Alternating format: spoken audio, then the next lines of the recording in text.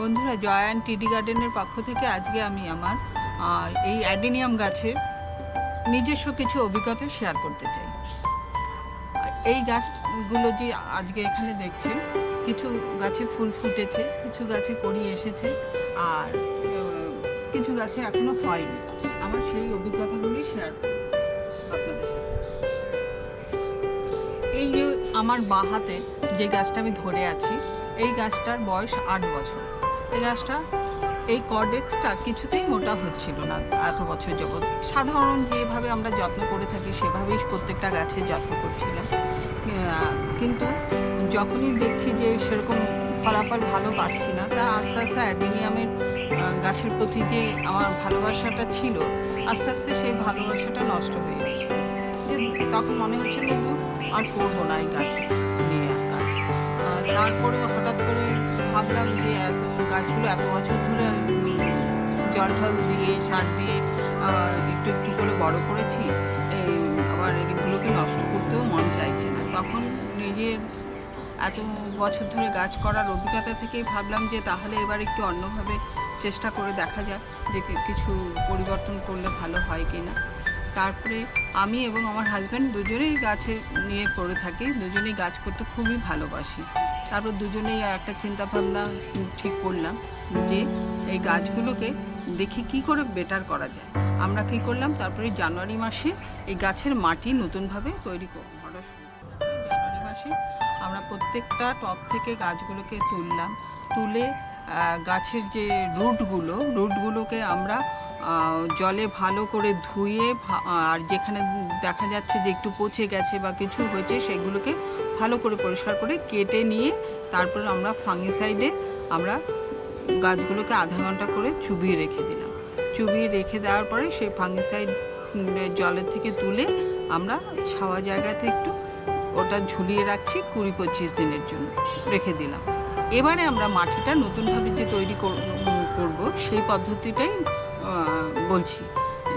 নতুন পদ্ধতি বলতে যেহেতু আমরা সকলেই জানি যে এই অ্যাডেনিয়াম গাছটা হচ্ছে মরু অঞ্চলের গাছ, আর এই অ্যাডেনিয়াম গাছ করতে বেশি জলের প্রয়োজন হয় না। আর এই সঙ্গে আরেকটা কথা বলি বন্ধু, যাদের সময় কম অথচ এই গাছ করবার নেশা আছে, তারা কিন্তু এই অ্যাডেনিয়াম গাছটা বাড়িতে লাগাতে পারে, যেহেতু প্রত্যেক দিন জল দিতে হয় না, একদিন দুদিন বাদে জল দিলে কোনো প্রবলেম নেই। আর আমরা এবার মাটি কীভাবে করলাম সেই আসি।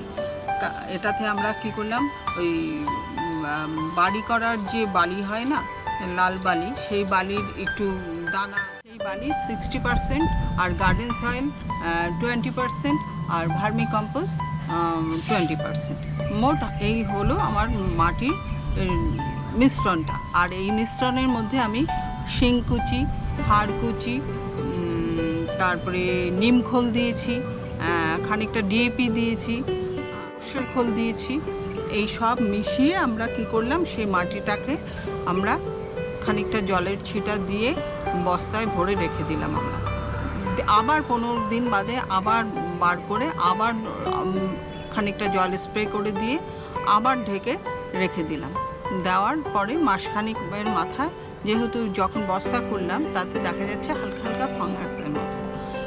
ফাঙ্গাসটা কিছুই না, হচ্ছে যে খাবারগুলো সার মেশালাম আমরা, সেইটা কার্যকারিতা শুরু হয়ে গেছে।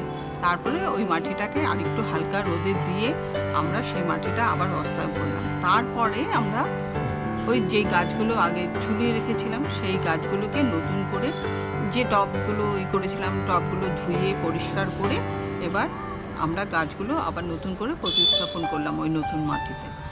এবার বাদাম খোলও আমরা সেই সঙ্গে দিয়েছি, কিন্তু বাদাম খোল দেওয়াতে এবার দেখা যাচ্ছে যে গাছে আমার মোটামুটি গাছে ফুল এসেছে।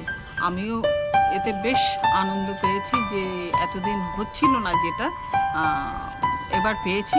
আশা করি আমরা যেই পদ্ধতিতে করেছি, আমাদের অভিজ্ঞতা আপনাদের সাথে শেয়ার করলাম, আপনারাও চেষ্টা করে দেখবেন। আশা করি আপনারাও উপকার পাবেন। যদি ভালো লাগে আমাদের চ্যানেলটাকে লাইক, শেয়ার এবং সাবস্ক্রাইব করবেন। Thank you.